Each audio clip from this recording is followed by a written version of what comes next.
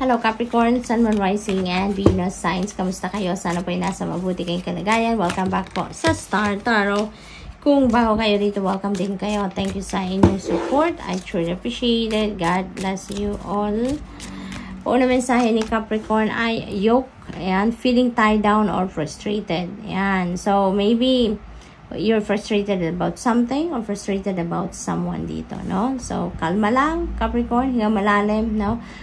Take a deep breath para na sa gayon makalmangin yung mga cells sa inyong katawan, okay?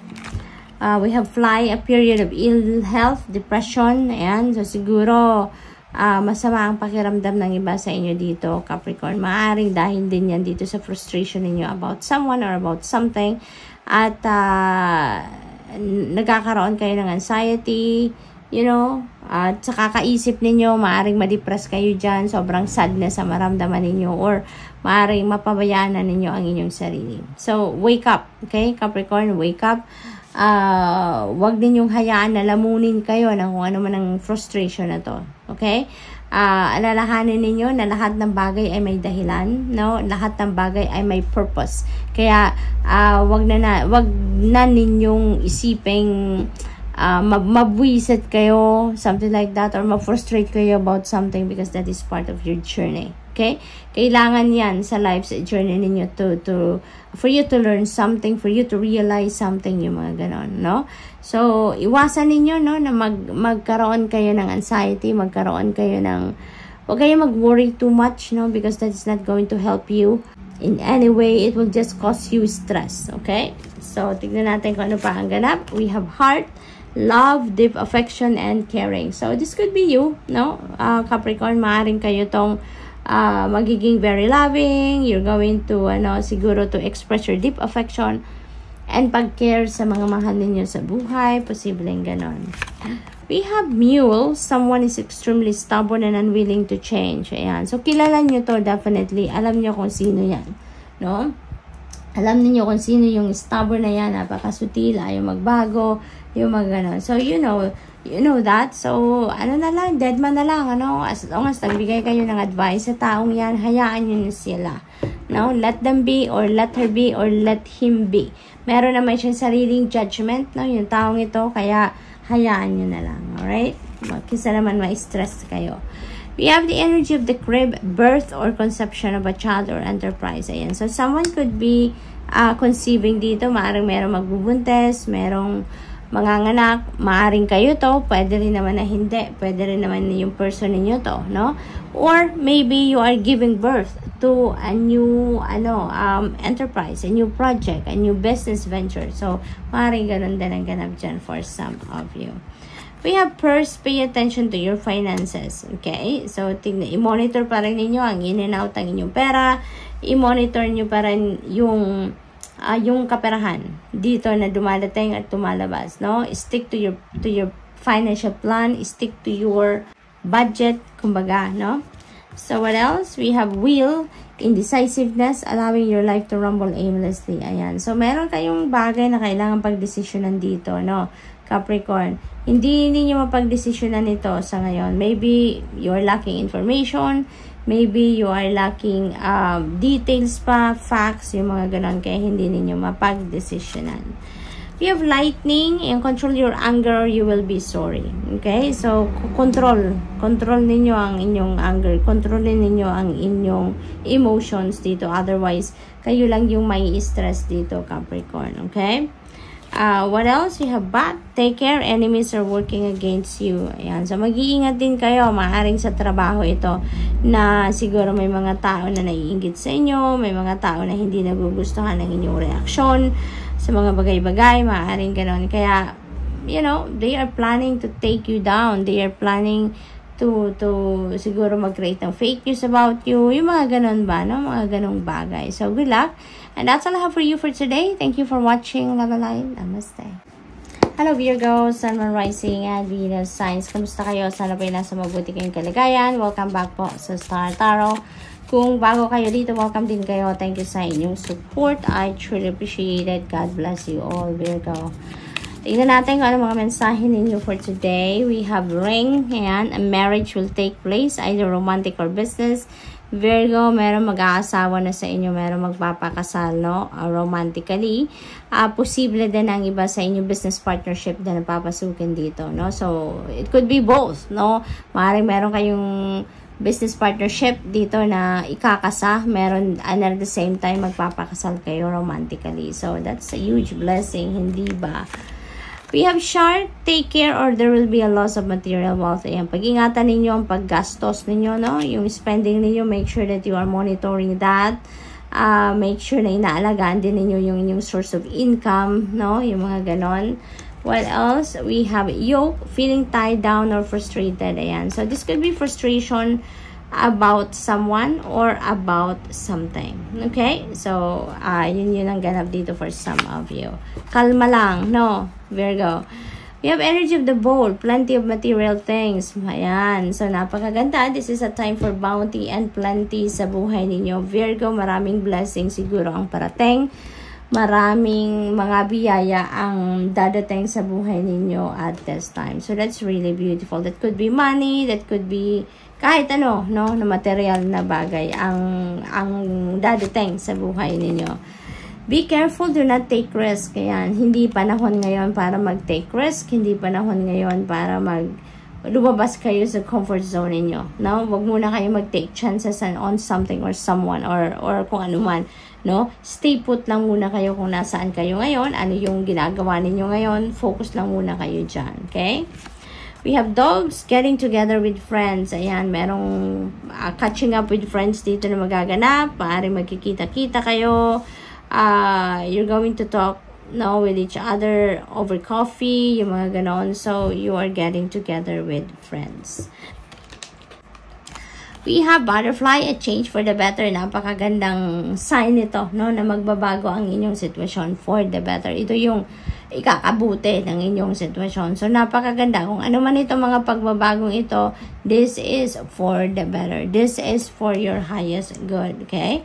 So, minsan, di ba, pag may mga pagbabago nagaganap sa buhay natin, nawiwindang tayo. But, no, in this case, this is for the better. Minsan siguro, or for others of you, maaring ma-overwhelm kayo at first, pero alalahanin nyo na this is for the better. Ito yung pagbabago na para sa ikakabuti ninyo, okay?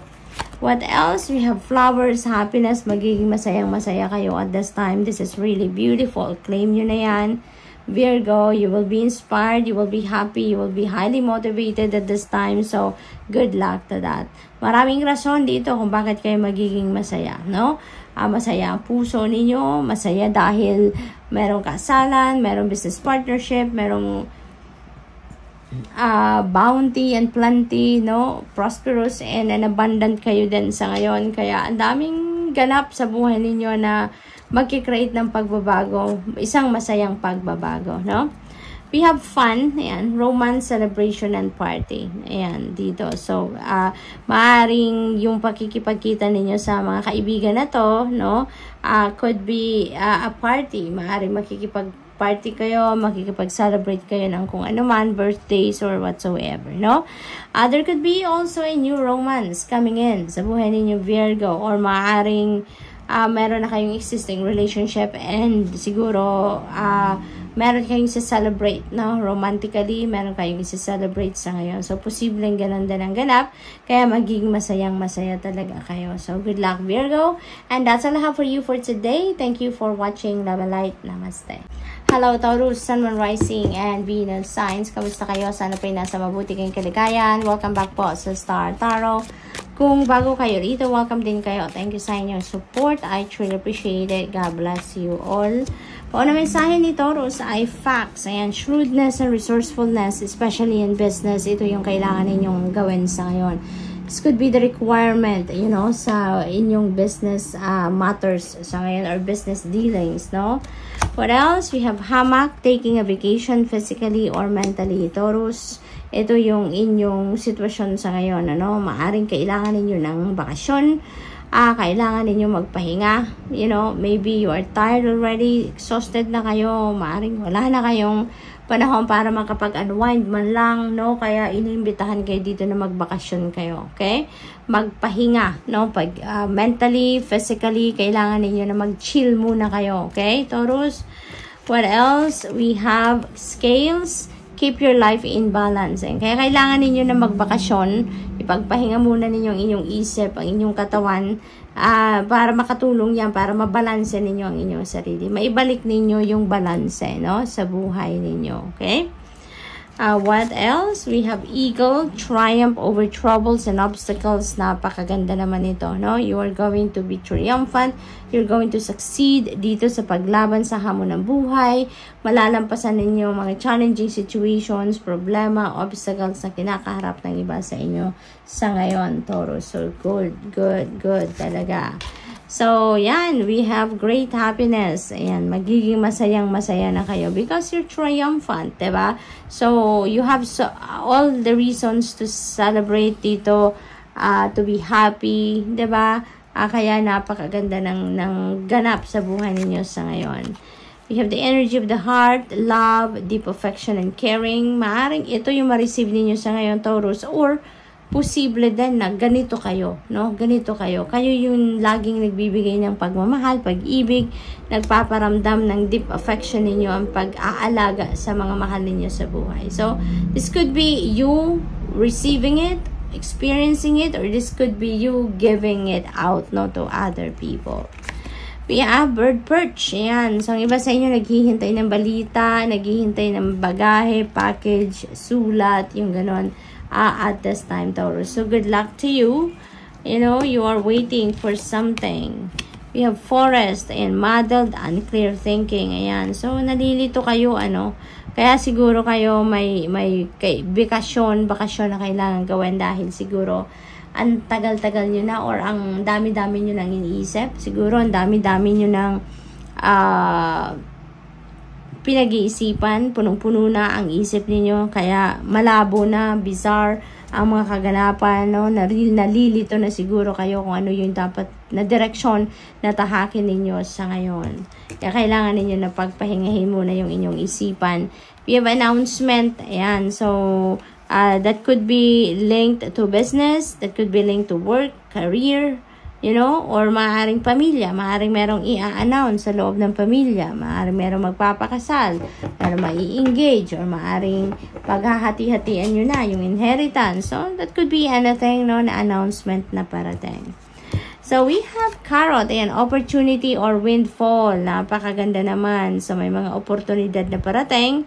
Sa inyo, this could be financial opportunity dahil meron din tayong windfall of money dito. So, maaaring opportunity ito para maka-receive kayo ng pera or magkaroon kayo ng tip para sa isang bagong trabaho or bagong business venture, yung mga ganun ba, no? So, this could be financial opportunities and or windfall of money na parating at this time. So, good luck to that. We have wind chime, peace and harmony will be yours na din sa ngayon, no?